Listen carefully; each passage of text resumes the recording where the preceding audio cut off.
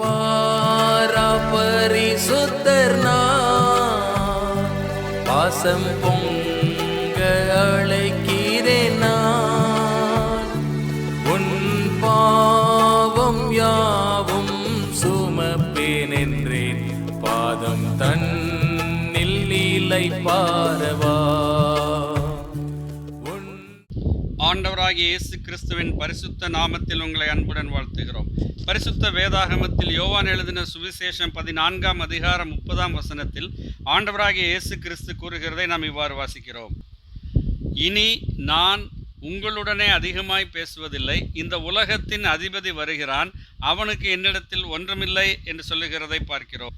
ஆண்டவராகிய இயேசு கிறிஸ்து இந்த வசனத்திலே இந்த உலகத்தின் அதிபதி என்று சத்துருவாகிய சாத்தானை குறிப்பிட்டு கூறுகிறார். சத்துருவாகிய சாத்தான் இந்த உலகத்திலே மனிதருடைய பாவங்கள் யாவற்றுக்கும் காரண கர்த்தாவாய் இருக்கிறான்.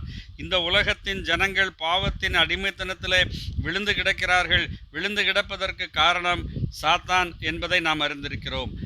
தன்னிடத்திலே பாவம் ஒன்றும் இல்லாதவராக அவர் இருக்கிறபடியினாலே அவர் சொன்னார், அவனுக்கு என்னிடத்தில் ஒன்றுமில்லை என்று கூறினார். ஆம் அருமையானவர்களே, ஆண்டவராகிய இயேசு கிறிஸ்து பாவத்திற்கு பரிகார பலியாக இந்த உலகத்திலே தோன்றினதினாலே அவர் பாவம் இல்லாதவராய் தோன்றினார். பாவ வித்தினாலே கரைப்படாதவராய் கன்னியின் வயிற்றிலே தேவனுடைய பலத்தினாலே உற்பவித்து பிறந்தார். அவரிடத்தில் பாவம் இல்லை, அவருடைய வாழ்க்கையில் பாவம் இல்லாதவராக ஜீவித்து காண்பித்தார். என்னில் பாவம் உண்டு என்று உங்களில் யார் என்னை குற்றப்படுத்தக்கூடும் என்று கேட்டார். அவரிடத்தில் ஒரு பாவத்தையும் ஒருவரும் காணவில்லை. அவரை நியாயம் விசாரித்த பிலாத்து சொன்னான், இந்த நீதிமானிடத்தில் நான் ஒரு குற்றமும் காணவில்லை என்று சொல்லிதான் அவரை மரண தண்டனைக்குள்ளாக அனுப்பினான்.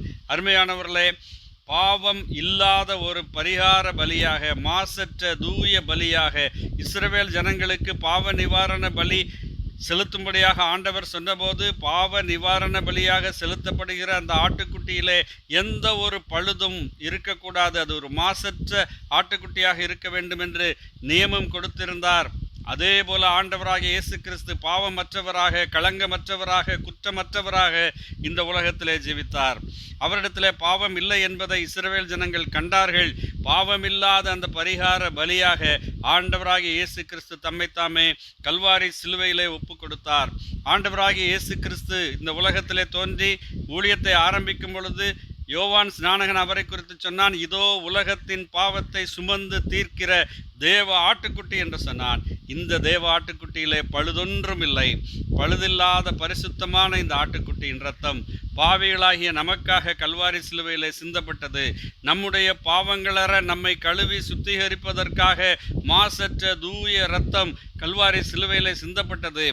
ஆண்டவராகிய இயேசு கிறிஸ்துனுடைய சரீரம் கல்வாரி சிலுவையிலே ஒரு ஆடு பலி செலுத்தப்படுவதைப் போல அவருடைய சரீரம் நமக்காக பலியிடப்பட்டது. இந்த பலி மெய்யான பலி. இந்த பலி ஒன்றே நம்முடைய பாவங்களை நீக்குகிறதற்கு ஏதுவான பலி. அருமையானவர்களே, ஆண்டவராகிய இயேசு கிறிஸ்து தம்மைத்தாமே பலியாக ஒப்பு கொடுத்தார்.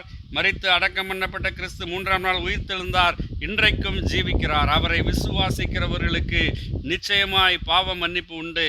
வேறு எந்த ஒரு கண்டிஷனும் அவர் கேட்கவில்லை.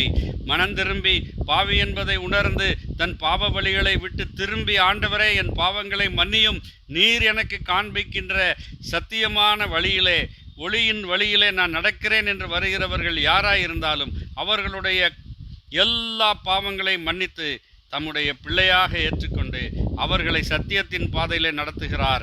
அவர்களை பாதுகாக்கிறார், அவர்களை வழிநடத்துகிறார். தேவ சமாதானத்தையும் சந்தோஷத்தையும் அருளுகிறார். இந்த உலக வாழ்க்கை முடிந்த பின்னர் நித்திய ஜீவனுக்குள் அவர்கள் பிரவேசிப்பார்கள். முடிவில்லாத காலம் தேவனோடு வாழுவார்கள். இந்த வழியிலே நீங்களும் பிரவேசிக்க வேண்டும் என்பதே உங்களுக்காக நாங்கள் தேவனிடம் செய்யும் விண்ணப்பமாயிருக்கிறது. ஆமேன். நன்றி.